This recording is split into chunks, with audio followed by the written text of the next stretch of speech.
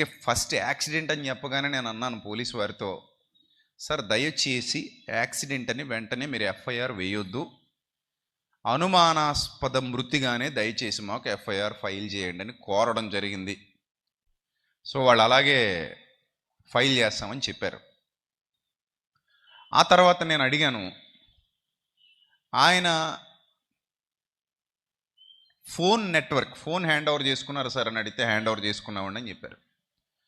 ఆయన phone network trace చేయండి, ఏ సమయం నుంచి ఏ సమయం వరకు ఏ నెట్వర్క్లో ఆ ఫోన్ ఉందనేది మీకు తెలిసిపోతుంది కదా, ఆ డీటెయిల్స్ ఇవ్వండి.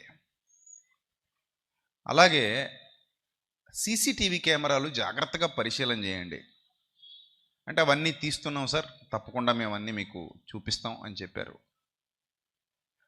మేము ఇంకొక రిక్వెస్ట్ ఏం చేసామంటే, పోస్ట్ మార్టం జాగ్రత్తగా జరిగించి, పోనీ ఎవరినైనా పెద్దలను దగ్గర పెట్టుకుని జాగ్రత్తగా జరిగించి, ఒకవేళ నిజంగా ఇది హత్య అయితే కనుక ఖచ్చితంగా నిందితుల్ని కఠినంగా శిక్షించాలి. మరో సేవకుడికి ఇలా జరగకుండా చూడాలి, మరో విశ్వాసికి ఇలా జరగకుండా చూడాలి అని చెప్పడం జరిగింది.